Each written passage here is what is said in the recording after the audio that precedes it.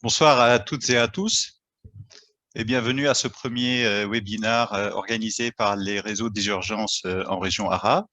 Je suis Carlos Elcouri, médecin urgentiste au Medipôle à Lyon et coordonnateur du réseau Résuval. Ça fait grand plaisir de nous retrouver. Je salue tous ceux en pyjama, aux robes de chambre et qui ont fait le choix honorable de ne pas écouter Jean Castex qui intervient à la même heure. De toute façon, vous l'aurez compris, le café traditionnel au stand de la Beauce ne sera pas pour tout de suite. Et nous avons donc ce soir l'honneur d'accueillir les deux experts qui connaissent le mieux les problématiques de la ventilation dans l'urgence. Quelques rappels pour le bon déroulement du webinaire. Vous avez été plus de 300 à vous inscrire. Il y a déjà la moitié qui sont connectés. Et donc, par conséquent, pour que ça se passe bien, vous n'aurez pas accès à la vidéo pour poser vos questions. En revanche, vous pouvez le faire en cliquant sur le questions et réponses qui s'affiche sur cette diapo-là. Évitez d'utiliser le bouton discussion qui s'appelle pour certains en fonction des versions chat ou conversation. Évitez de m'envoyer des SMS aussi pour les questions. Alors, vous pouvez les poser tout au long du webinaire et avec mon co-modérateur, nous nous chargerons de les restituer auprès de nos experts. Et puis enfin, si vous n'avez pas un grand écran, vous pouvez réduire la vignette vidéo de l'intervenant en positionnant votre curseur comme c'est illustré dans cette diapo. Soit vous augmentez la vignette, soit vous la diminuez. Alors gardez-la affichée. Par exemple, Damien tout à l'heure aura à vous montrer certaines choses. Alors sans trop tarder, je passe la main à mon co-modérateur, le professeur Guillaume Debatty de Grenoble. Oui, bonjour à tous. C'est aussi un plaisir de partager ce premier webinaire de nos réseaux. Et donc, moi, je suis Guillaume Debatty, je suis professeur de médecine d'urgence et je suis responsable du SAMU à Grenoble.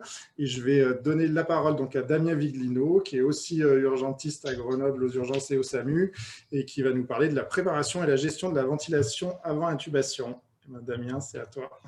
Oui, bonjour, merci Guillaume, merci Carlos. C'est un plaisir pour moi également. Donc, je vais vous partager tout de suite ma présentation. Et on va parler de ce qui précède l'intubation. Alors, en 20 minutes, on ne peut pas faire un topo complet sur le Covid, mais je vais essayer de parler de deux choses peut-être que vous avez entendues ou alors pas du tout. Comme ça pourra permettre de déclencher des questions éventuelles. Donc, j'ai mis Covid-19 et autres SDRA parce que finalement, la Covid qui nous pose problème pour les patients très oxygénodépendants, c'est un SDRA. Alors, ce n'est pas un SDRA comme les autres parce que c'est un SDRA qui touche une grande partie de la population à l'instant T. Donc, il va y avoir des enjeux, notamment épargner les journées de réanimation, les respirateurs et puis de la morbidité. Donc, pour moi, il y a trois enjeux avant l'intubation. C'est l'oxygénation du patient oxygéno-requérant et puis, par là même, éventuellement éviter l'intubation si c'est possible. Le risque infectieux lié aux soins de ces patients, on en a beaucoup parlé. Il y a plein de choses ont été faites ou testées. Il n'y a quand même pas beaucoup de littérature. Donc, je vais proposer des petites choses éventuelles. Et puis, la préoxygénation avant l'intubation, on se focalise souvent là-dessus. Finalement, pour moi, c'est un SDRA et on réinvente un petit peu le SDRA du patient Covid en ce moment. Alors, on peut identifier trois phases, en tout cas trois stades d'évolution du Covid, avec un premier stade marqué par la réponse antivirale, qui est souvent peu symptomatique, et puis un deuxième stade qui intervient autour du 7e jour, avec un début d'oxygénorequérance. Bien sûr, tous les patients ne suivent pas exactement cette évolution, mais le problème aussi, c'est qu'on ne sait pas exactement quand ont été contaminés les patients. À 7 jours, il y a ce qu'on appelle la tempête cytokinique qui a été quand même bien identifiée dès le départ, dès l'année dernière, en janvier-février. Et finalement, ce SDRA, il est lié pour beaucoup à la réponse inflammatoire. Il n'est pas très lésionnel au niveau du parenchyme pulmonaire, mais il y a un tropisme pulmonaire important de cellules de réponse inflammatoire qui crée en fait un SDRA à compliance conservée. Donc, c'est une petite particularité des SDRA au Covid-19. Et donc, voilà, c'est des patients qui, pendant longtemps, parce qu'ils ventilent correctement, tolèrent bien leur faible oxygénation. Donc, on a la surprise de voir des patients qui appellent le 15 ou qui débarquent aux urgences avec des saturations assez basses, plutôt bien tolérées, et ça, on n'avait pas forcément bien l'habitude. Si on fait un petit peu d'épidémiologie sur des petites études, on voit quand même que tous les patients ne sont pas dyspnéiques au diagnostic de Covid-19. Et puis, si on regarde la mortalité par rapport à ceux qui sont dyspnéiques ou non dyspnéiques, il y a une franche différence d'évolution. Bon, c'est normal, ça ne mange pas de pain, avoir de la dyspnée, c'est un facteur de gravité. C'est beaucoup plus marqué en termes de saturation. Les patients qui se présentent avec une SpO2 inférieure à 90 sont extrêmement plus atteints que les autres en termes de mortalité, ce qui n'est pas forcément évident pour le coup, parce que la désaturation, ça peut se compenser ou ça peut se traiter. Alors, la première chose, c'est que le patient qui devient oxygénodépendant, parce que c'est un SDRA avec une réponse inflammatoire importante, et ben, on va essayer les immunomodulateurs. Alors, il y a eu beaucoup d'études sur plein d'immunomodulateurs. Le plus simple et le plus étudié, c'est finalement tout ce qui est corticothérapie, et notamment la dexaméthasone. C'est normalement bien dans les habitudes. Maintenant, on utilise la dexaméthasone, parfois l'hydrocortisone ou la méthylprédnisolone. Alors, sur cette étude, une excellente étude du groupe WHO-REACT, publiée dans le JAMA assez tôt en 2020, on voit des choses déjà intéressantes. Il y a l'étude Recovery là, qui a été rajoutée dans cette méta-analyse. Il n'y a pas forcément besoin de grosses doses pour avoir une efficacité importante. On se base quand même sur les préconisations, sur le schéma de recovery avec 6 mg par jour oralement ou en intraveineux, avec des odds ratios de mortalité toute cause à 28 jours qui sont quand même très respectables, à 0,59 dans cette étude. Bon, l'hydrocortisone et la méthylprédnisolone, même si ce n'est pas des études de comparaison, font à peu près la même chose. On a l'impression qu'il y a une meilleure efficacité de la dexaméthasone, donc ça, on vient recommander plutôt d'utiliser la dexaméthasone. Sur cette étude, ce qui est intéressant de voir, c'est chez qui on a une efficacité. Et donc, si on fait des sous-groupes par rapport aux critères d'inclusion de ces études, on voit déjà que les patients dans l'étude Recovery étaient traités sans intubation, enfin des patients qui étaient oxygénodépendants avant l'intubation. Et on a quand même une efficacité à 0,86 de ratio sur la mortalité toute cause à 28 jours, ce qui est encore une fois pas mal du tout. Et si on regarde les autres études sous ventilation mécanique, on a des choses un petit peu disparates en fonction mais bon, ça va tout dans le même sens. La corticothérapie et notamment la dexaméthasone sont efficaces. Alors efficaces pourquoi ? L'effet est à relativiser. Je vous parlais d'épargne de journées de réanimation, de ventilateurs, etc. On voit sur cette étude-là, publiée dans le JAMA, sur 299 SDRA avec la dexaméthasone par rapport à pas de dexaméthasone, qu'on épargnait sur les 28 premiers jours à peu près 2-3 journées sans ventilation. Et par contre, les courbes se rejoignaient en termes de mortalité. Il n'y avait pas de différence de mortalité à 28 jours, ce qui quand même pose question. On peut se dire qu'en période de pandémie, déjà, éviter des intubations, éviter des complications de l'intubation et de la ventilation mécanique, c'est très important. Donc, c'est mon premier message. N'oubliez pas, dès que vous avez un patient oxygénodépendant, dexaméthasone. Je vais vous parler d'autre chose sur l'oxygénation. C'est des patients qui évoluent assez rapidement. Alors, les 7 premiers jours sont souvent à bas bruit. Puis quand on les reçoit, on a l'impression qu'il y en a certains qui évoluent très vite en besoin d'oxygène, d'autres qui vont rester un petit peu stables pendant plusieurs jours. Pour suivre ces besoins d'oxygène, en fait, on n'a rien fait de mieux jusqu'à maintenant que l'infirmière qui prend la saturation régulièrement et qui adapte le débit d'oxygène. C'est pas très bien parce que forcément, on ne peut pas adapter toutes les secondes le débit. Le patient bouge, fait des efforts, va de temps en temps mieux et donc on essaye en fait, on lui court après. Il existe des systèmes d'oxygénation automatisés. Il en existe un principalement qui est celui-là, fabriqué par Oxynov. Je n'ai pas de conflit d'intérêt financier personnel, qui tout simplement fonctionne avec un objectif de saturation et puis récupère la saturation et puis fait en sorte d'avoir un débit. Là, sur cette image, c'est 2,8 litres par minute, par exemple, d'oxygène. L'oxygène est amené par un système à haute pression. et on peut délivrer sur un masque, sur des lunettes, l'oxygène que la machine calcule comme étant nécessaire pour arriver à l'objectif. Alors, ça a des avantages, hein. Déjà, ça s'adapte plusieurs fois par seconde et c'est géré de manière intelligente. C'est-à-dire que ça ne va pas tout d'un coup couper l'oxygène en cas de perte de signal de la SPO2. Mais surtout, dans le Covid, ça limite éventuellement les effets indésirables de l'oxygène qui sont souvent minorés avec beaucoup de stress inflammatoire. L'oxygène est pro-inflammatoire, en fait. Et on y voit bien sûr un intérêt, notamment chez les patients BPCO en exacerbation. Et puis, dans le Covid, on limite les manipulations. On n'a pas besoin de retourner vers le patient régulièrement, proche du patient, pour aller changer les débits d'oxygène. Donc, c'est un autre intérêt éventuel que j'y vois sur l'oxygénothérapie automatisée. Bien sûr, la grande question, là, ces derniers mois, ça a été aussi la place de l'oxygénation nasale haut débit, donc l'Optiflow, Ervo2, vous pouvez l'appeler comme vous voulez, ça c'est des marques. Pour ceux qui n'ont pas l'habitude d'utiliser l'Optiflow, c'est donc des lunettes nasales un petit peu étanches, un petit peu plus grosses, avec une administration d'oxygène, en fait de gaz mélangé entre l'oxygène et l'air à un débit élevé. Le débit de base qu'on utilise, c'est 60 litres minute, et le tout est réchauffé et humidifié par une cocotte.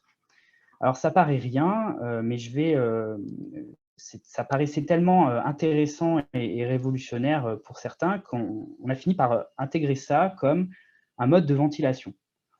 Moi, je vais tout de suite limiter ça en disant que c'est surtout un mode d'oxygénation. L'intérêt, c'est d'amener beaucoup de quantité d'oxygène, de laver l'espace mort, de permettre de ne pas avoir une réinhalation de CO2, mais aussi d'une partie d'air expiré qui aurait déjà été plus bas, enfin respirée, donc plus basse en taux d'oxygène. Donc ça permet d'atteindre presque 100% de FiO2, alors que le masque haute concentration n'est pas parfait, et on peut considérer que sous un masque haute concentration, on a entre 70 et 80% de FiO2. Pourquoi est-ce que certains ont parlé de système de ventilation? Parce qu'il y a un effet théorique de pression, un effet PEP, mais sur les études qui ont étudié ça, on voit que déjà la bouche ouverte, l'effet PEP est très limité. Ici, en rouge, c'est un masque classique. On voit qu'en moyenne, on n'a pas de PEP, on est à 0. Si on regarde bouche ouverte avec l'Optiflow ou l'Ervo2, là, c'est l'Optiflow, on est en moyenne autour de 1,5 à 2. Il faut bien prendre en compte que c'est la moyenne des courbes que vous voyez qui est intéressante, parce que quand on applique une pression expiratoire positive, on est censé être tout le temps à cette pression, à l'expiration, et pas varier. Là, ça varie beaucoup, et donc on est à des effets PEP assez modérés. Sur la bouche fermée, c'est un petit peu mieux, on est autour de 2, 2,5. Bon, c'est quand même vraiment des petites PEP. Ces études-là sont confirmées par d'autres études. Alors, on peut les regarder comme on veut, mais elles vont à peu près toutes dans le même sens. Elles vont dans le sens que on n'a pas vraiment d'augmentation de la PEP intrapulmonaire par rapport à la PEP détectée en oropharyngée, dans le nasopharynx. Les machines sont à peu près toutes équivalentes. Là, c'était la SV300 à gauche, le Ervo2 au milieu et le T75 à droite. Et puis, c'est très, très dépendant de bouche fermée ou bouche ouverte. Quand même, la plupart de nos patients en détresse respiratoire respirent à bouche ouverte, c'est normal, c'est physiologique. Si on regarde un petit peu l'évolution par rapport au débit qu'on applique, on se rend compte qu'on a une augmentation modérée des pressions, toujours cet effet PEP, mais alors vraiment, pour moi, modéré. Ça n'explique pas l'effet principal de l'Ervo2, en tout cas du haut débit nasal.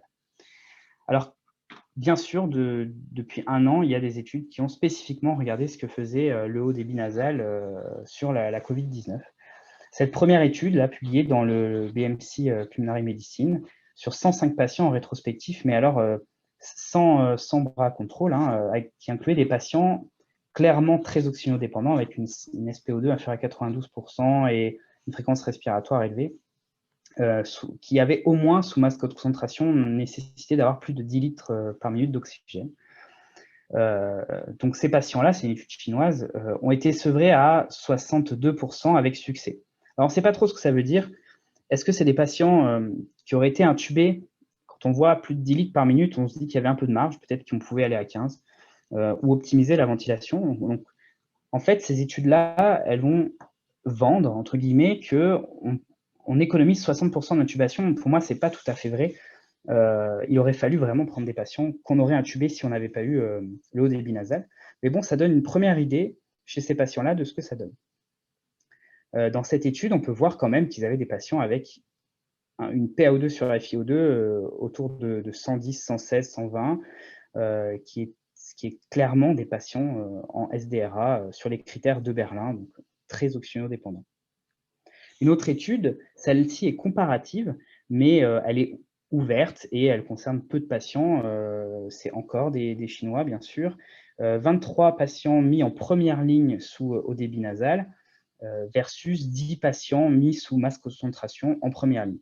Ils notent, eux, et ce qui est intéressant, c'est qu'il y avait quand même 10 échecs, entre guillemets, du haut débit nasal pour intolérance ou peut-être pour baisse d'oxygénation. Voilà. Et ces patients-là, ils les ont mis sous VNI, avec un taux d'intubation de 17%. Pour le groupe avec masque de concentration, un échec et 15% d'intubation quand ils avaient quand même essayé le haut débit nasal pour ces patients.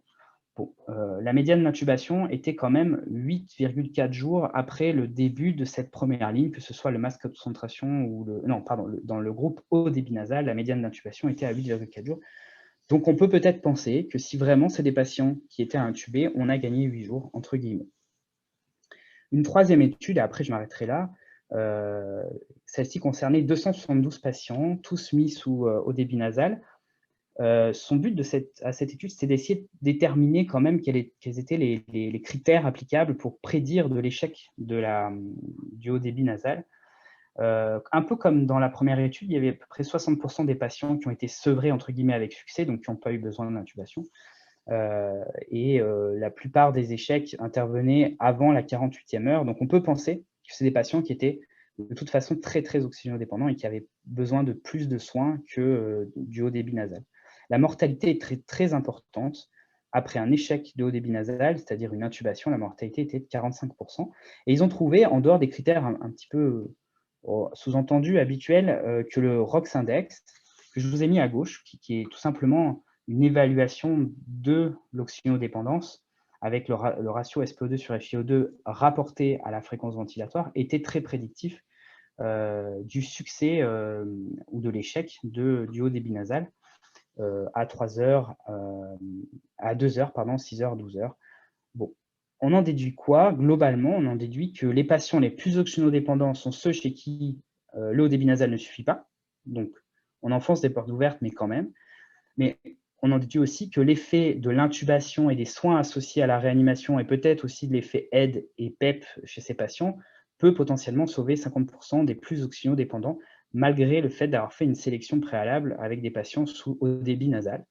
Donc finalement, je pense que, comme dans tous les DRA ou dans toutes les détresses respiratoires aiguës, quand le masque de concentration ne suffit pas, mais qu'on a un patient qui est très oxygénodépendant et qu'on pense que peut-être on n'a pas besoin de support ventilatoire invasif, on peut essayer le haut débit nasal. Alors, tous les services d'urgence et où les SMUR n'ont pas évidemment de haut débit nasal, mais ça tend à se démocratiser un petit peu.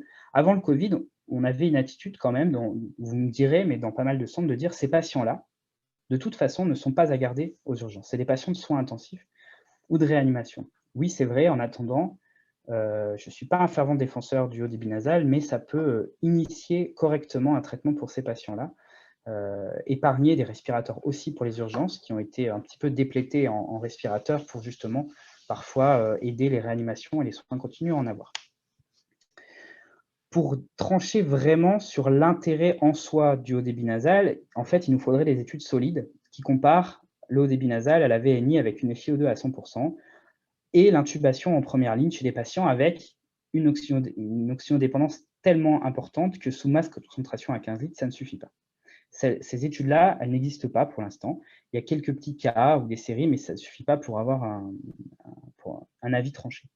En attendant, comme je vous dis, on peut faire d'économie de certaines journées de réanimation, de respirateurs, de complications, éviter potentiellement des patients, des intubations à des patients un peu borderline ou pourquoi pas qui ont une contre-indication à l'intubation. Et il faut faire très attention aux patients qui arrivent avec un épuisement ventilatoire parce que de toute façon, comme il n'y a pas un support pressionnel sérieux avec le haut débit nasal, les patients âgés, épuisés ou respiratoires chroniques. On peut penser au BPCO, mais pas que, aux patients restrictifs aussi. Le haut débit nasal doit être utilisé vraiment avec précaution. Et puis, j'en viens à la troisième méthode non invasive d'hyperoxygénation auquel on peut penser, c'est le caisson hyperbare. Alors, ça peut paraître peu sérieux parce que peu disponible et qu'on est en période de pandémie, probablement accessible que dans des zones très particulières, soit des pays riches, soit des pays qui ont des caissons hyperbares pour d'autres raisons. En attendant, il y a des petites études qui ont essayé de voir ce que ça donnait. Sans surprise, ces études montrent que faire des séances d'oxygénothérapie hyperbare améliore l'oxygénation des patients, mais c'est logique en fait, on augmente la pression partielle en oxygène, donc on permet un petit peu mieux d'oxygénation. Maintenant, on n'a pas de vrai recul en termes de nombre de patients, de devenir, de mortalité, et puis on ne peut pas s'amuser à mettre des centaines de patients dans les caissons, ça ne va pas fonctionner. Pour la petite histoire, en faisant ça, ils se sont aussi posé des questions de comment on évite les contaminations dans le caisson hyperbare, parce que leurs caissons hyperbares ne servent pas forcément qu'aux patients diagnostiqués de manière certaine Covid, et du coup, ils ont fait des petits protocoles avec une place sur deux, etc. Bon, c'est assez amusant, mais ça ne nous aide pas beaucoup dans notre pratique quotidienne. Alors, le risque infectieux, justement, ça fait une bonne transition. On en a beaucoup parlé. On a eu un petit peu la crise des masques. On sait tous depuis le départ qu'il faut utiliser des protections maximales. C'est un virus qui se transmet par voie aérienne, gouttelette et aérienne, pas que gouttelette. On a des doutes sur la contagiosité de faibles virus, ou de faibles quantités de virus ou de gouttelettes. Mais bon. Donc bien sûr, ça passe par les masques FFP2, les lunettes, mais aussi les protections que j'appellerais passives, les tentes de brancard et les autres paravents. Je suis sûr que vous avez tout ça dans votre pratique, que ce soit en préhospitalier ou en service d'urgence. Il y a aussi une chose intéressante, c'est que les pièces hospitalières, on a redécouvert qu'elles avaient des normes, et une ventilation d'une pièce hospitalière, normalement, est normée, et le renouvellement doit être de 3 à 4 par heure. Et puis, il faut se poser la question du sens du flux, parce qu'en fait, si vous regardez bien, on a peu de chambres à pression négative avec une aspiration. La plupart du temps, à l'hôpital, ce sont des flux positifs. On souffle de l'air. C'est pratique, ça sert à la climatisation et au chauffage. En attendant, ça veut dire qu'on pousse l'air potentiellement contaminé dans un sens, dans le sens de la sortie de la pièce, donc vers le couloir, vers le bureau médical éventuellement. Et parfois, la bouche de ventilation n'est pas en haut, elle fait traverser la pièce au flux. Donc, c'est intéressant à regarder. Regardez dans vos pièces, les pièces où vous mettez vos patients Covid, comment ils sont ventilés. Ça veut dire aussi qu'il ne faut pas s'improviser une pièce de soins dans un endroit à la base qui est un stockage ou quelque chose qui n'a rien à voir, parce que vous vous rendrez compte qu'il y a des pièces qui sont borgnes, sans fenêtre, sans ventilation réelle, qui ne sont pas dédiées aux soins à la base. Il ne faut pas faire non plus n'importe quoi. Je montrerai plus tard des courbes de dispersion de gouttelettes. Ça fait peur. Les gouttelettes, ça vole très loin et ça reste très longtemps dans l'air. Pour éviter un petit peu ça, l'aérosolisation du patient, on peut utiliser aussi les techniques alternatives. Alors, je n'ai pas beaucoup parlé d'aérosol, ce n'est pas un traitement du patient Covid, mais depuis un an, quand on reçoit un patient en détresse respiratoire, on ne sait jamais. On ne sait jamais s'il a le Covid ou pas. Ça peut être un patient BPCO qui a besoin d'aérosol, ça peut être un patient asthmatique, ou ça peut être tout simplement un patient, on ne sait pas ce qu'il a, mais il paraît très spastique et on a envie de lui faire des nébulisations. On a très tôt essayé, à Grenoble en tout cas, des méthodes alternatives à la nébulisation en champ ouvert, parce qu'on a très vite compris que les gouttelettes se dispersaient loin et vite. Donc on a d'emblée essayé de faire des nébulisations, non pas en nébulisation, mais en utilisant les aérosols doseurs sur des chambres d'inhalation pour adultes. Là, vous en avez un exemple, la chambre Vortex qui est non électrostatique. Ça présuppose que le patient peut être aidant, compliant, pas trop en détresse respiratoire et peut tenir sa chambre Vortex et puis respirer dans le masque. Ce n'est pas forcément évident. L'autre chose qu'on a un peu redécouverte, c'est les systèmes d'inhalation, enfin d'administration de Nebuliza, qui sont utilisés quand on a des médicaments dont on ne veut pas qu'ils soient contaminants dans la pièce, notamment par exemple le pentacarina. Donc je vous ai mis un dispositif, puis je vous en ai mis un là. Je ne sais pas si vous avez ça dans vos services, mais nous on s'est équipés, on est allé prendre les références des pneumologues, donc c'est assez simple. Il y a une chambre de nébulisation classique, mais qui va circuler que dans un sens, avec des valves anti-retour. Le patient doit être compliant à nouveau, il doit respirer et expirer, inspirer, expirer dans la pipette. pour que l'expiration se fasse sur un filtre. Alors ça, c'est un filtre fait pour filtrer des particules. Le mieux encore, quand on fait une nébulisation, c'est de remplacer ce filtre par un filtre hydro, les mêmes filtres qu'on met sur les respirateurs, parce qu'il va supporter le fait d'être humide en termes de filtration, et il va être plus efficace en termes aussi de débit d'air. L'autre chose, c'est qu'il faut penser qu'on peut le faire éventuellement sur VNI, un patient très oxygénodépendant, limite en détresse respiratoire. On peut utiliser des T qui se mettent sur le système de ventilation avec un branchement de la cocotte, entre guillemets, qui vient. Et puis, on peut laisser en place, il y a une valve qui empêche d'avoir à démonter les tuyaux à chaque fois qu'on veut faire une nébulisation. Donc ça, c'est des choses que je voulais vous montrer. Puis la dernière, c'est les nébulisateurs à membrane qui n'ont pas besoin de gaz porteur. Donc, ça évite d'avoir à pousser du gaz et à avoir plus de gouttelettes générées au sein du dispositif. Donc, c'est des méthodes alternatives auxquelles il faut éventuellement penser. Il y en a peut-être que vous avez dans vos stocks, que vous avez dans vos hôpitaux, et vous pouvez peut-être essayer de moins diffuser les choses parce qu'on n'a pas tous des services d'urgence avec une pièce par patient, idéalement ventilée, et des patients stables qu'on peut laisser dans ces pièces-là. Des données personnelles, on a fait des tests juste avec le nébuliseur versus l'aérosol doseur de la chambre Vortex. Je vous invite à regarder les pourcentages d'augmentation du taux de gouttelettes détectées par une machine laser à 50 cm du patient. On montait pour les gouttelettes qui nous intéressent à 1 microgramme et à 0,5 microgramme à plus de 10 000 fois le taux de base, et ça mettait au moins 45 minutes à redescendre, alors qu'avec l'aérosol doseur, on était à peine à 200 et ça redescendait très vite. En l'espace de 10 à 15 minutes, on pouvait considérer que la pièce n'était plus contaminée par ce qu'on avait fait comme soin. Et puis la dernière chose, en fait, c'est de passer aux protections actives au lieu d'être sur des protections passives.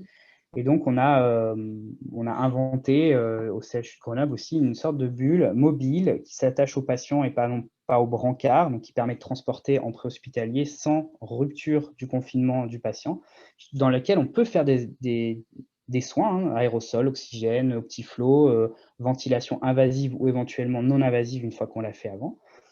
Et puis, il y a un système d'aspiration sur un filtre HEPA.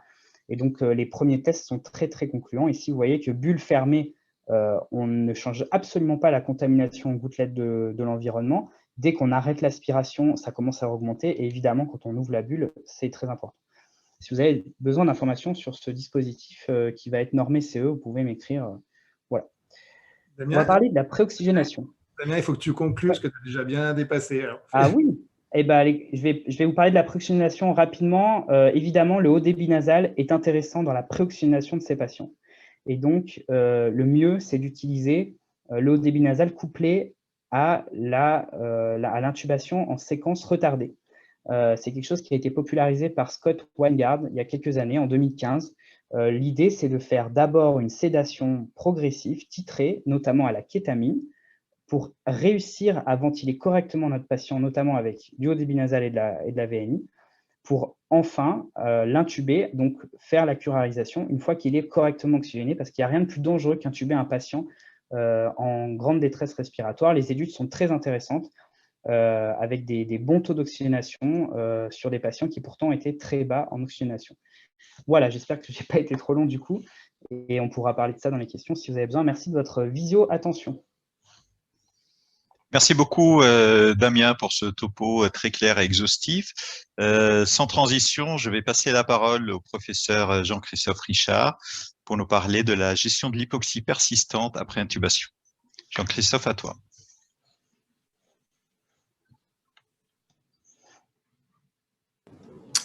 Bonjour à tous. J'essaye juste de mettre ma vidéo. Voilà, c'est bon, normalement vous devriez me voir. Bonjour à tous, donc merci beaucoup pour l'invitation. Et donc moi, sans plus attendre, je vous propose de passer à la gestion de l'hypoxémie persistante chez le patient intubé. Alors une fois qu'on a intubé le patient, on rentre tout de suite dans le vif du sujet. La première question qu'on va se poser, c'est le réglage du respirateur. Et ces réglages du respirateur, finalement, il ne faut pas réinventer la poudre et il faut clairement avoir un protocole assez standardisé pour ventiler ces malades. Alors, ce qui est absolument certain actuellement, c'est qu'on a grosso modo 3 objectifs ventilatoires. Le premier, c'est d'éviter d'abîmer un poumon qui est déjà très malade et de contrôler les pressions. Et la pression majeure, d'intérêt majeur, c'est la pression plateau. Donc la pression de plateau qui n'était pas disponible sur les respirateurs de préhospitaliers ou disponible au SO et qui est maintenant disponible sur les respirateurs que vous avez. Par exemple, le Monal T60 permet de la mesurer et c'est ce qui équipe les véhicules du SAMU à Lyon. Le deuxième objectif, c'est finalement d'avoir des objectifs d'oxygénation qui sont minimalistes. L'idée, c'est que si on a des objectifs d'oxygénation délirants ou très élevés, on va faire des interventions thérapeutiques qui sont probablement ou certainement délétères chez le malade. Et dans les objectifs d'oxygénation, ce qui est admis, c'est de cibler une PO2 entre 55 et 80. Donc, vous voyez, c'est vraiment des PO2 très faibles. Ou quand on n'a pas la PO2, c'est la majeure partie du temps, que ce soit en réa, aux urgences ou dans les camions de SAMU, cibler une saturation entre 88 et 95%. Et donc, quand on a 89-90 de SAT, ben, finalement, on est content après l'intubation. Et le troisième objectif, c'est d'avoir un pH artériel entre 7,20 et 7,45. Vous voyez, on tolère une acidose, la plupart du temps respiratoire, on laisse filer la capnie. L'idée, c'est d'éviter d'abîmer le poumon plus qu'il ne l'est. Et donc, cibler, par exemple, une capno normale chez un malade qui est en insuffisance respiratoire aiguë hypoxénique, c'est probablement une erreur qui va être préjudiciable pour le patient. Donc, pour arriver à ça, ben, on utilise un volume courant qui est ajusté au poids idéal. Alors, pourquoi on ajuste au poids idéal? Parce qu'on essaye d'utiliser des volumes courants qui sont adaptés à la taille du poumon du malade qu'on utilise. Et la taille ou le volume pulmonaire, il est lié à 2 déterminants principaux, la taille et le sexe. D'où la raison d'utiliser des ABAC qui prennent en compte ces 2 paramètres, qui vous permettent de calculer un volume ajusté au poids idéal. Et tout le monde s'accorde à dire actuellement que ce volume, c'est 6 millilitres-kg. Si vous faites 7 millilitres-kg, ce n'est pas non plus un drame, mais l'utilisation de volumes plus élevés est probablement délétère pour les malades. Pour ce qui est de la fréquence respiratoire, elle est toujours élevée dans l'IRA hypoxémique, toujours. Et les valeurs maximales qui sont utilisées dans les études sur ces pathologies vont jusqu'à 35 par minute. Et on ajuste cette fréquence pour avoir ce pH cible, ce pH minimaliste entre 7,20 et 7,45. Pour ce qui est du débit, qui n'était pas ajustable ou peu ajustable sur les anciens respirateurs que vous utilisez en préhospitalier, il est recommandé d'utiliser des débits entre 40 et 60 litres par minute. Le rapport ISURE entre 1 sur 2 et 1 sur 4. Si vous mettez 1 sur 2, en général, c'est adapté aux malades. Le reste, c'est un ajustement un peu plus fin. La FiO2, elle est ajustée pour avoir la SPO2 cible, c'est-à-dire 88-95. Et enfin, le dernier paramètre très important, c'est la PIP. Quand on intube un malade qui est en insuffisance respiratoire aiguë hypoxémique, la PIP minimale, c'est 5 cm d'eau. Et ensuite, je vous donnerai des moyens pour essayer de l'ajuster de façon assez simple. L'idée, c'est de régler la PIP pour avoir vos objectifs de saturation transcutanée en oxygène et pour avoir vos objectifs de pression de plateau. Je vous propose de passer cette diapositive. Quand on a intubé le malade, ou même avant de l'intuber, il faut absolument, et ça paraît évident, je pense, pour la plupart d'entre vous, mais je suis obligé de le redire parce qu'on voit de ce temps en temps ce type d'erreur, régler l'alarme de pression maximale. Pourquoi? Les pressions maximales, elles sont toujours élevées dans le SDRA. Alors là, le topo, c'est sur l'IRA hypoxémique, mais sachez que les 2 tiers des insuffisances respiratoires aiguës hypoxémiques intubées sont des SDRA. Donc, quand on intube un patient qui a une insuffisance respiratoire aiguë hypoxémique, on doit le ventiler comme un SDRA avant d'avoir plus d'éléments. Et donc, ces pressions sont toujours élevées parce qu'on utilise des niveaux de PEP élevés pour pouvoir oxygéner les gens. On utilise des fréquences élevées, et donc fréquences élevées, ça veut dire débit élevé, et donc les pressions résistives sont élevées. Dans le SDRA, les résistances des voies aériennes sont augmentées modérément, donc ça augmente les pressions résistives. Et surtout, la compliance, l'élasticité pulmonaire, elle est très souvent abaissée, et donc ça va augmenter les pressions élastiques. Et donc finalement, la seule pression qui est pertinente pour la sécurité, ce n'est pas la pression maximale, c'est véritablement la pression de plateau. La pression maximale, c'est un signe d'alerte, c'est pour ça qu'on le monitore. Mais cette pression maximale, elle va dépendre à la fois des résistances, à la fois de la PEP totale et à la fois des caractéristiques élastiques du poumon. Et donc, un élément qui est important sur tous les respirateurs, c'est lorsque la pression dépasse l'alarme de pression max, le volume courant n'est plus délivré.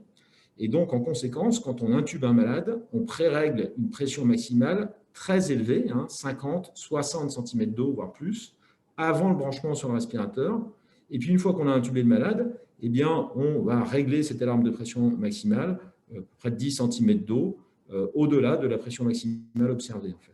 Voilà. Mais en tout cas, pensez bien au pré-réglage de l'alarme de pression. Alors, quand on a intubé le malade, en général, il est très hypoxémique après l'intubation. Vous savez que les drogues de l'anesthésie induisent un dérecrutement, et donc, rien que le fait de faire une anesthésie aggrave l'oxygénation. Un moyen extrêmement simple, voire même simpliste, qui est proposé, et c'est celui que je vous propose ici pour le réglage de la PEP, qui me semble adapté au préhospitalier ou au SO, c'est d'utiliser une table PEP FiO2. L'idée, c'est de mettre une PEP d'autant plus élevée que le malade a besoin d'une FiO2 plus élevée et donc est hypoxémique. Et donc, je vous propose l'exemple suivant qui est en bas de la diapositive. Quand vous avez intubé un malade qui a 80% de SAT, que vous avez une pipe minimale à 5 cm d'eau, par exemple, le malade est tout 100%, vous voyez que, selon la table, on doit augmenter la pipe. Donc, on monte la pipe de façon prudente, palier par palier. Et si tu as 8 de pipe, on a 80% de SPO2, on remonte la pipe à 10, la SPO2 monte à 84%, on monte la pipe à 12, la SPO2 monte à 87%, on n'est toujours pas dans l'objectif, on monte la pipe à 14, et là, on a notre objectif de SPO2 qui est un peu dépassé, et on rebaisse la FiO2 pour arriver dans la cible. Un élément qui est très important, quelle que soit la manière avec laquelle vous réglez la pipe, c'est qu'il faut absolument penser à la tolérance hémodynamique de la PEP, qui en général est bien tolérée dans les SDRA très très sévères, mais mal tolérée dans certaines formes de SDRA, et je vous en parlerai tout à l'heure.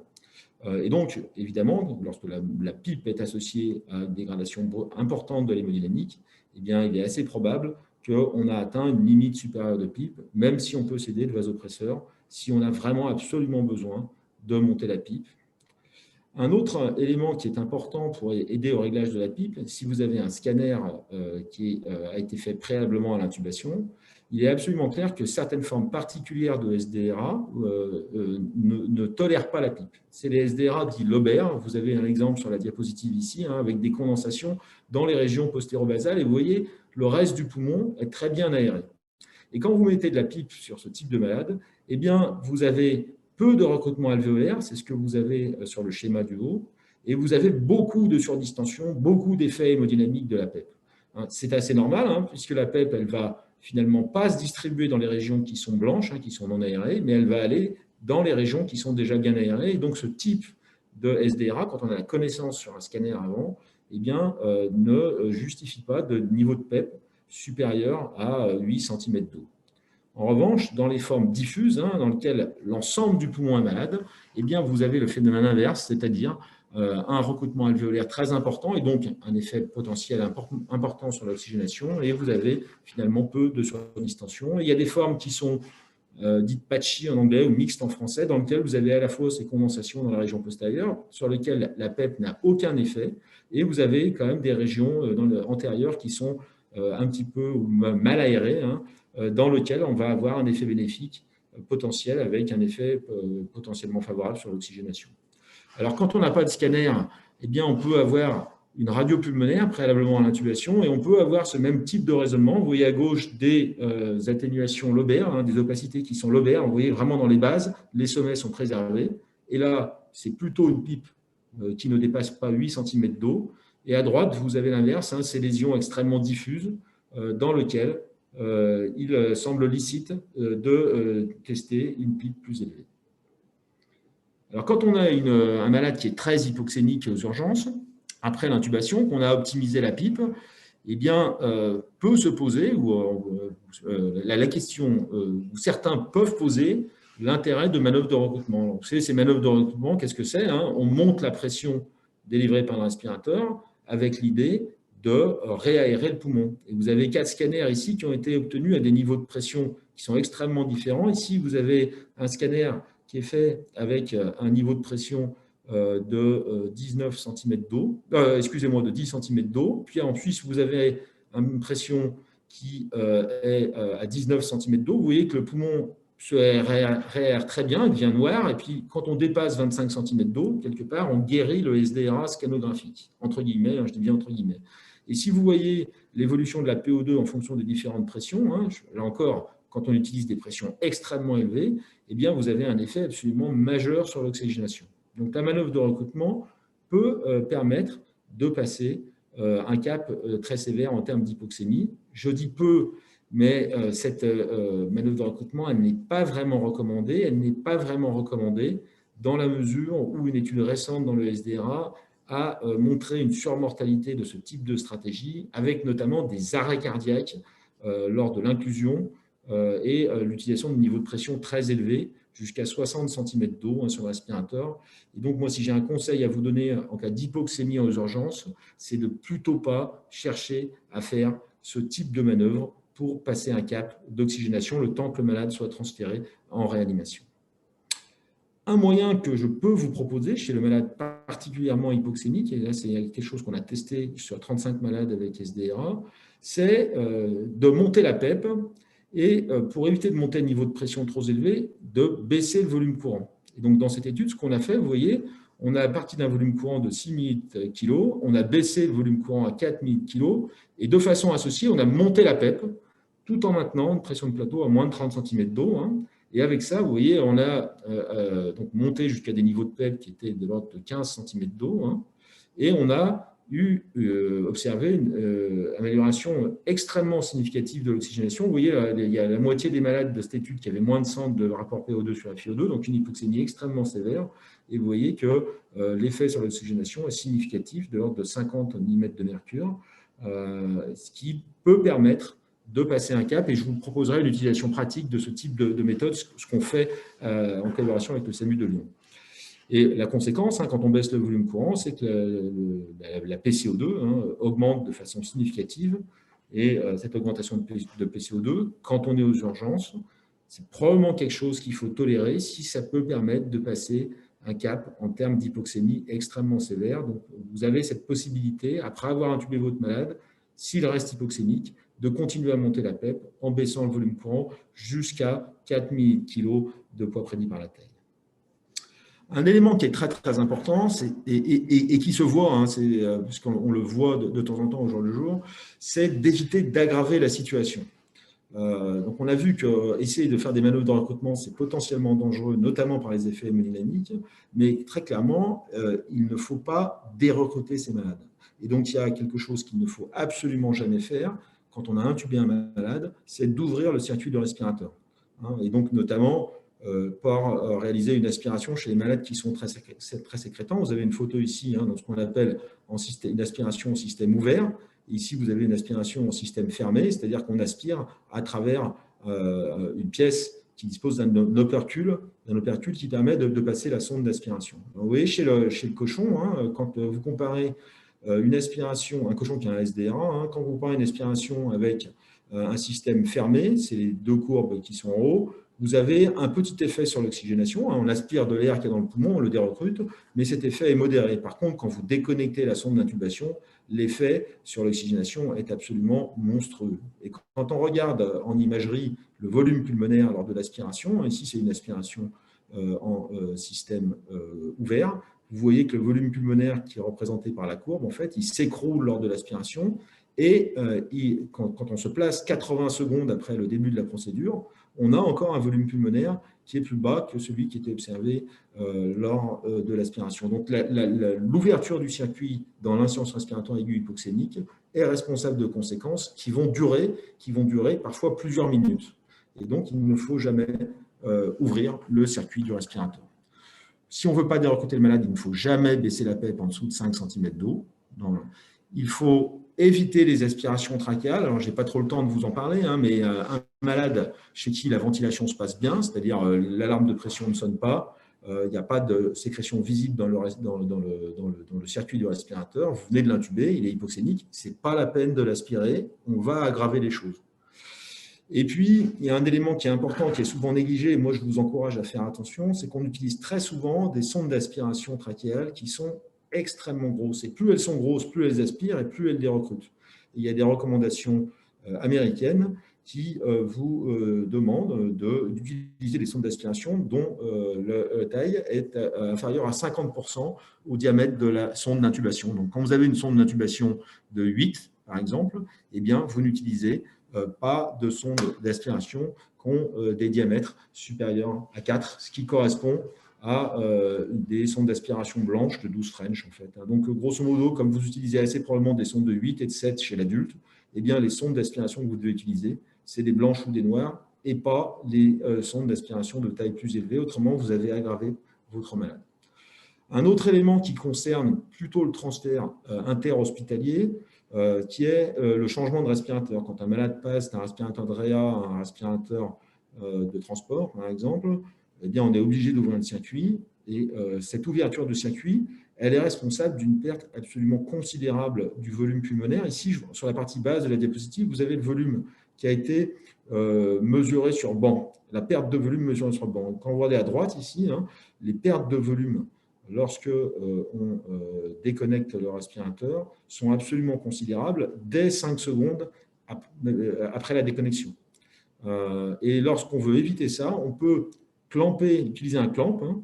Alors, il y a des clamps plutôt de différentes sortes, mais plutôt un clamp métallique. Cette étude l'a bien montré. Et vous voyez que quand vous clampez, eh bien, vous avez très peu de pertes de volume aéré, ce qui vous permet de faire ce changement de circuit de façon assez sécurisée. Une autre possibilité, et on le fait de temps en temps avec le SAMU de Lyon, c'est de se dire, mon malade est extrêmement hypoxémique, finalement, bon, bah, ce n'est pas bien d'avoir des pressions élevées, mais est-ce que je ne peux pas tolérer une pression plus élevée que je voudrais, notamment une pression de plateau à plus de 30 cm d'eau, le temps de passer le cap et de le transférer.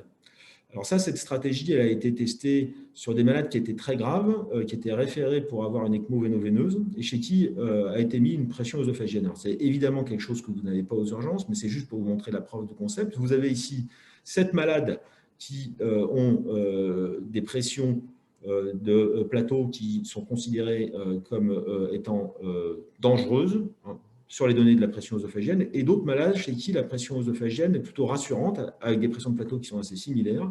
Et lorsque la pipe a été montée en tolérant des pressions de plateau beaucoup plus élevées, eh bien, vous avez la totalité des malades qui ont amélioré leur oxygénation considérable. Donc, il est possible d'améliorer l'oxygénation de ces malades, et ces malades qui avaient une survie qui n'était pas du tout supérieure à celle des malades sous ECMO, hein, qui était même inférieure. Donc, quand on a une hypoxémie extrêmement sévère, on peut se poser la question, notamment chez l'obèse, de monter la pression de plateau de 30 à 35 cm d'eau si vous l'avez sur votre respirateur dont vous disposez dans le camion de SAMU aux urgences. Un autre élément qui est très important et qui est très simple, c'est la curarisation, en fait. On sait, depuis les travaux de Laurent Papazian, que la curarisation améliore l'oxygénation et améliore de façon significative l'oxygénation. Ici, c'est une étude entre la première administration de curare et H24, hein, donc ce n'est pas des effets aigus du curare, mais vous voyez très clairement, vous voyez un effet sur le rapport PO2 sur FiO2 qui est de l'ordre de 30 ou 40 mm de mercure en termes de PO2. Donc, n'hésitez pas, on intube le malade, on le curarise pour permettre d'avoir une ventilation qui se passe bien et pour améliorer l'oxygénation.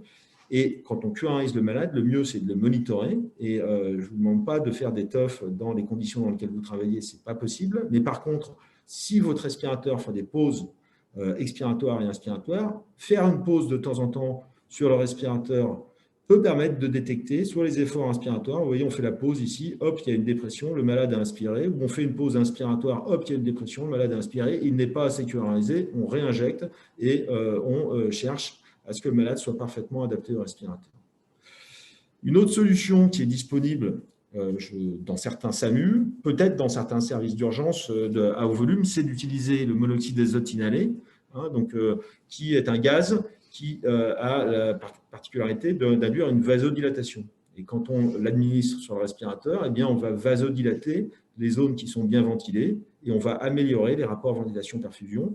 Et ça a été très bien démontré, notamment dans les années 90, hein, quand vous mettez du NO inhalé, eh bien, vous gagnez en termes d'oxygénation. Ici, c'était de l'ordre de 50 ml de rapport PO2 sur FiO2. Donc, c'est un moyen, c'est pour passer un cap d'hypoxémie très sévère et éventuellement transporter un malade qui est intransportable.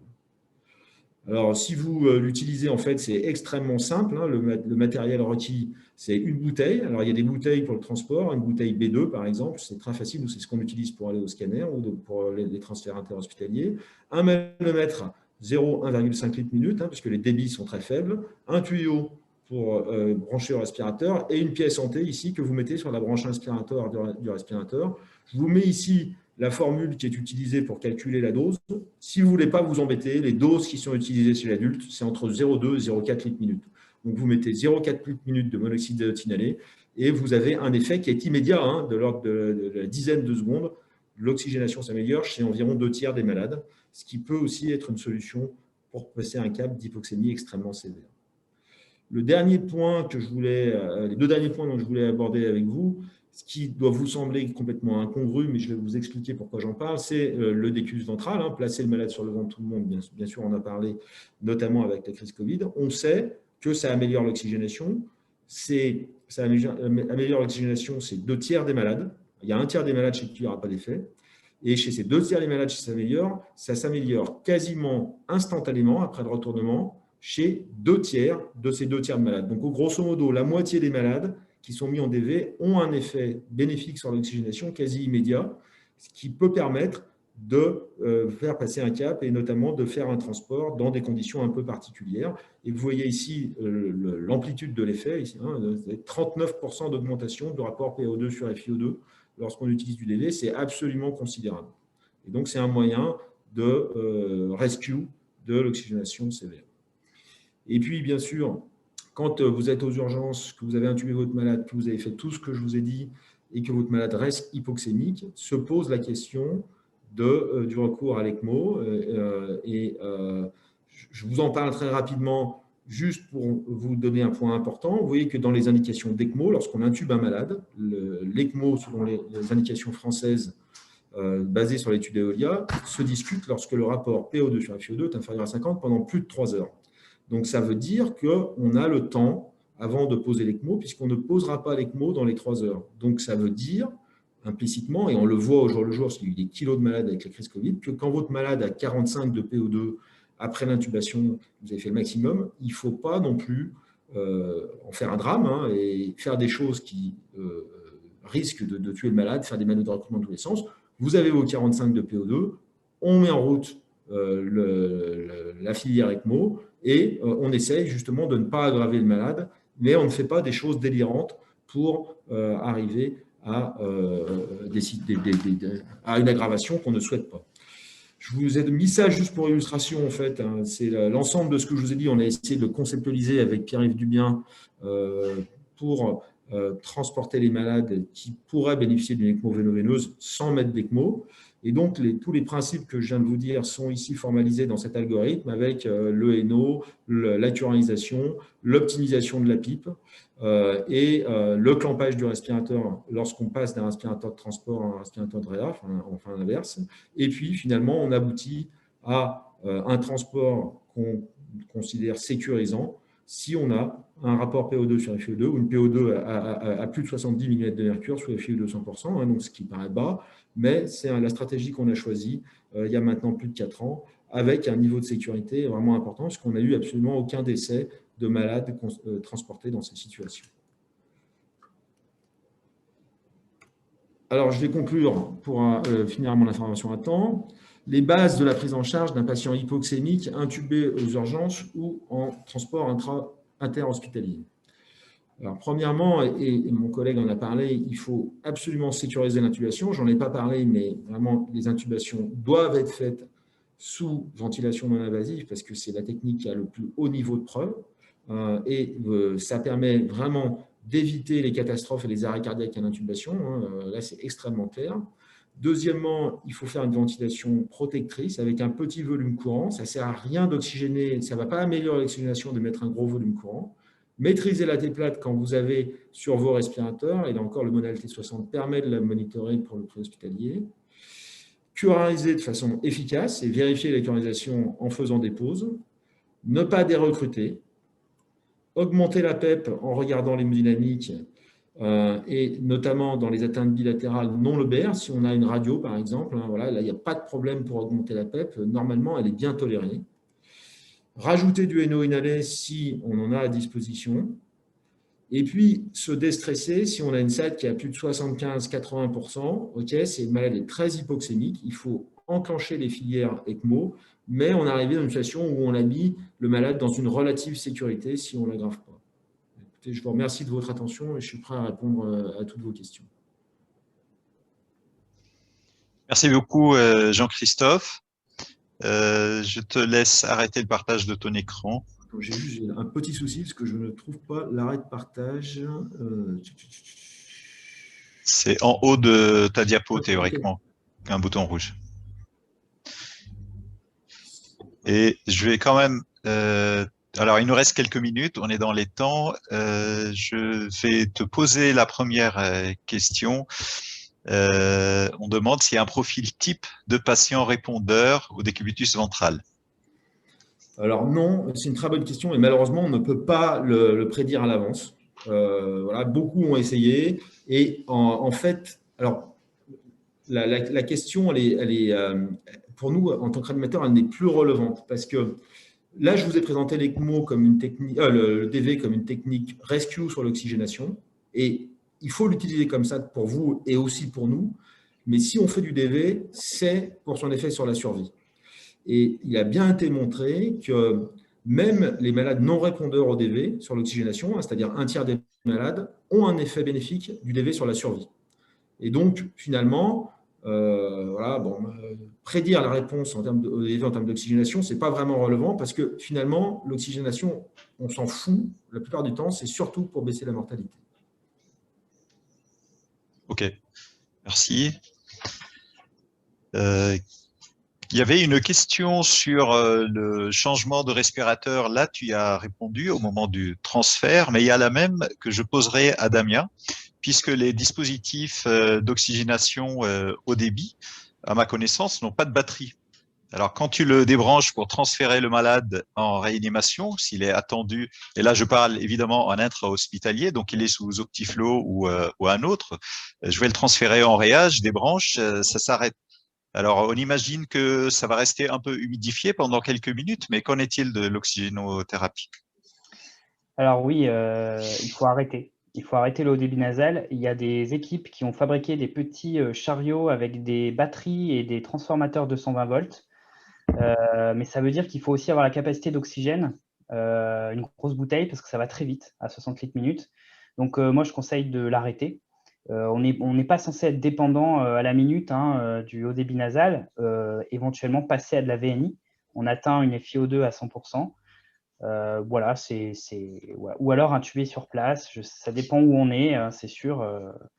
Mais on n'est pas censé dépendre du haut débit nasal. Si le patient est complètement instable, dès qu'on lui enlève le haut débit nasal, c'est qu'a priori, il va falloir l'intuber. Ok, et dans la même logique, qu'en est-il de la surveillance? Ton patient qui répond ou qui est stable sous oxygénothérapie au débit, il n'y a pas de place en soins continus. C'est un patient que tu gardes en sauve, que tu t'autorises à surveiller en UHCD.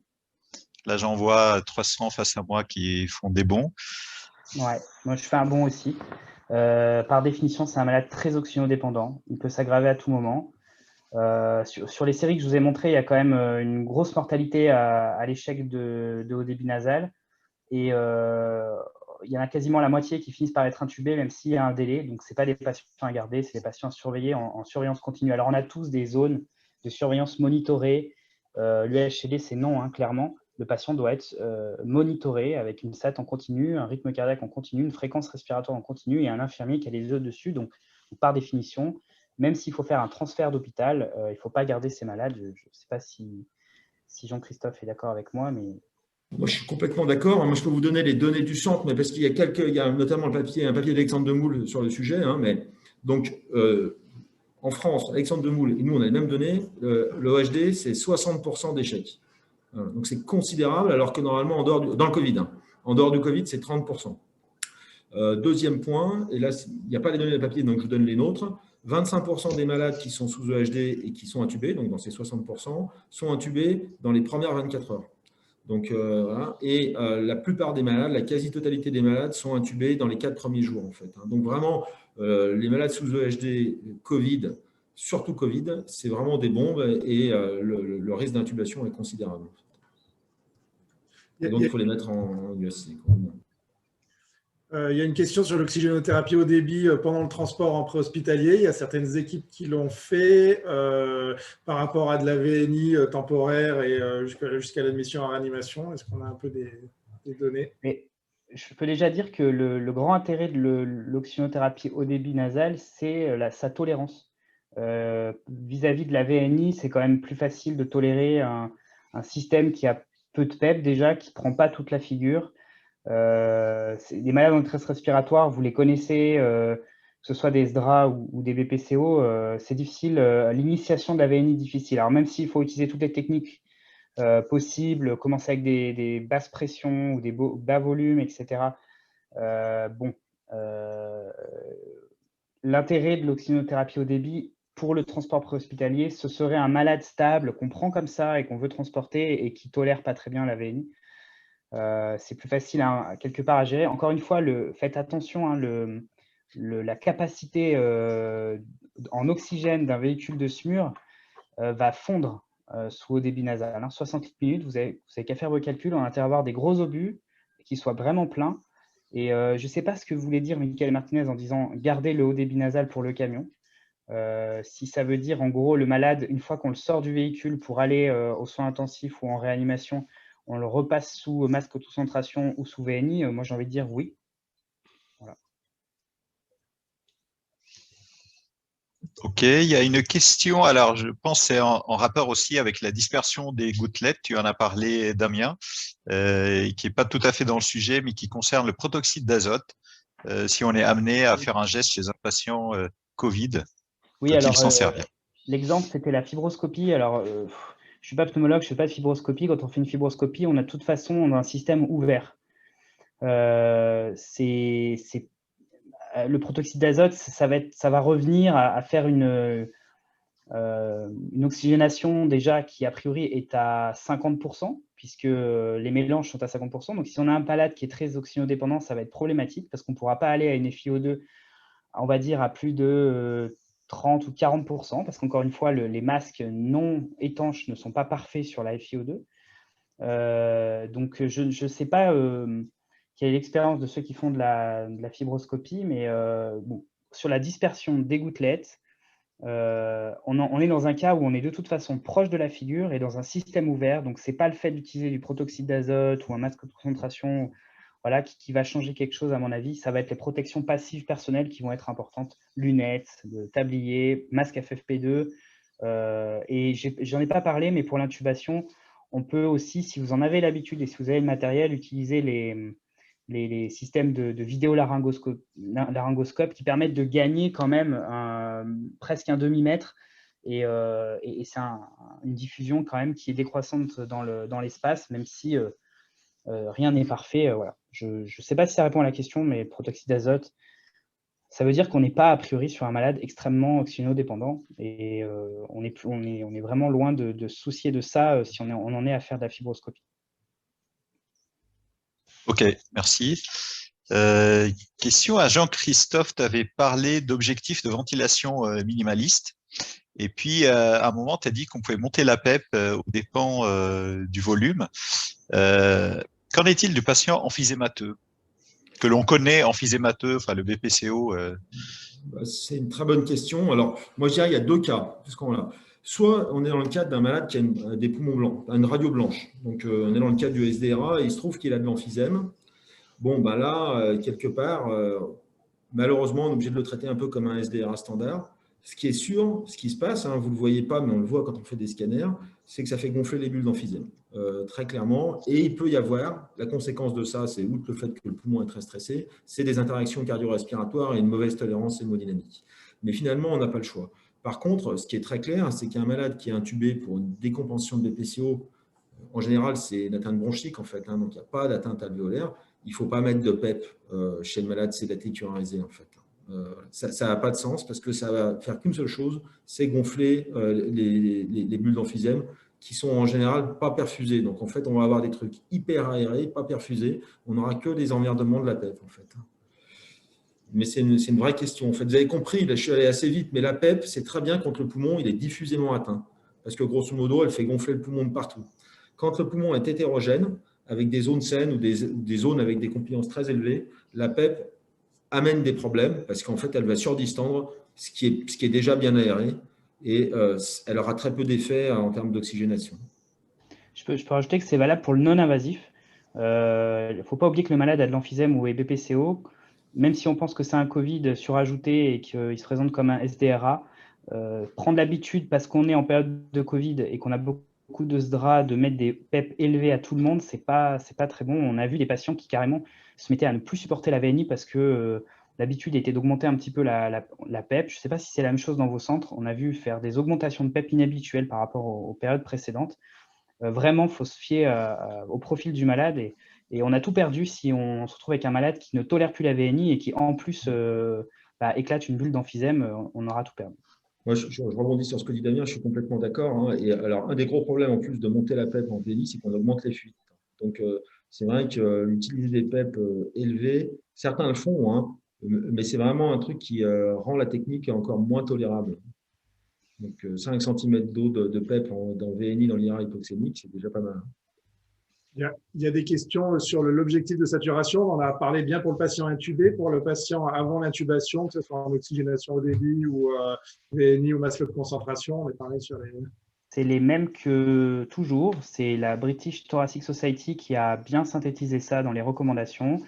Il faut être entre 88 et 92 patients pour les patients insuffisants respiratoires chroniques et entre 94 et 96 pour les patients non insuffisants respiratoires chroniques.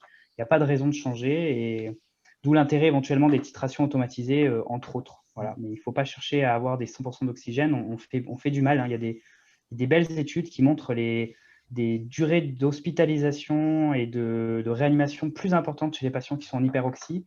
Il y a même des études qui montrent de la mortalité, sans parler des effets secondaires de l'oxygène sur le risque cardiovasculaire, et puis en pédiatrie aussi, l'hyperoxémie a montré des atteintes notamment oculaires et cérébrales. Donc vraiment, l'oxygène, c'est un médicament, ça se titre.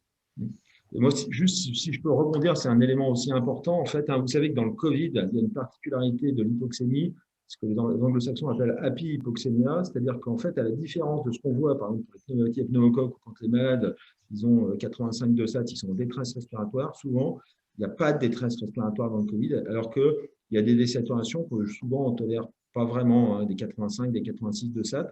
Et il y a un vrai quand même mouvement chez les réanimateurs à pas forcément intuber ces malades.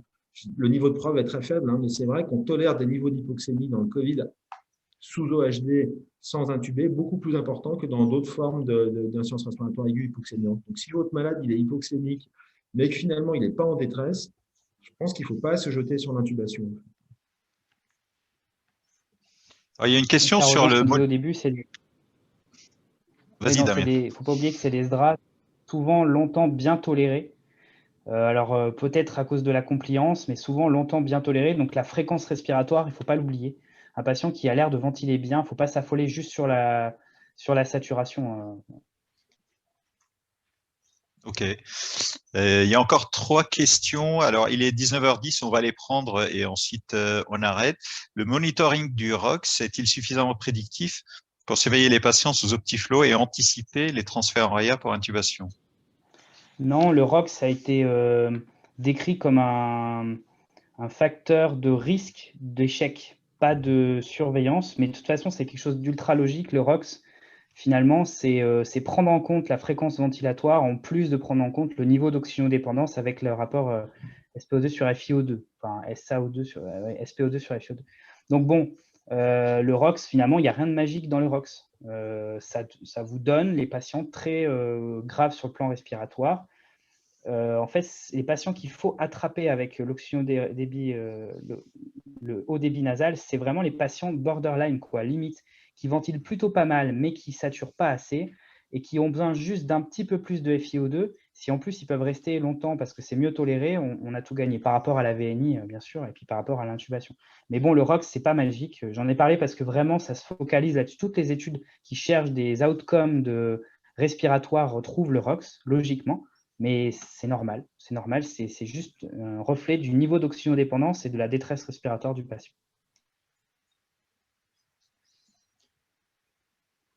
Une question très pratique qui n'est pas dans la liste. Est-ce que la vidéo sera disponible sur le site et est-ce qu'on peut accéder à votre protocole de Lyon là, qui résume assez très bien toute la ventilation? Ben, écoutez, il est dans la diaporama. Là. Moi, il n'y a pas de problème. Autrement, mon adresse mail, c'est j-christophe.richard@chu-don.fr. Je peux vous l'adresser, hein, il n'y a pas de problème. Sachant que c'est vraiment un protocole pour les malades les plus sévères, pour le transport interhospitalier, pour essayer de le sécuriser. Hein, c'est ce qu'on a fait avec Pierre-Yves Dubien et ça marche très, très bien. Ce n'est pas un truc pour ventiler les gens au long cours, hein, puisqu'on tolère des choses qu'on ne tolère pas forcément en réa. Mais je pense qu'on l'a fait parce que ça donne un support aux gens et les gens ont fait un petit peu toujours la même chose. Et je pense que ça a un peu sécurisé les gens qui prenaient en charge ces malades très graves en SAMU. Mais il n'y a aucun problème pour le passer, en fait. Très bien. En tout cas, si vous êtes d'accord tous les deux, nous mettrons vos diaporamas sur les sites des réseaux et on pourra même rediffuser en replay le webinar. Merci beaucoup. Merci à tous les participants d'avoir été là. Guillaume, je te laisse le mot de la fin. Ben, merci, je pense que c'était vraiment très pratique et on a bien répondu à la commande. Merci aux deux intervenants. Et puis, donc c'est le premier webinar d'une série de webinars partagés entre le Résuval, le Reliant et le Renault. Donc, ben, merci à tous de votre participation. Vous avez été très nombreux et ben, à la prochaine. Du coup, d'ici un mois et demi ou deux, on proposera un nouveau webinar. Merci. Au revoir à tous. Au revoir.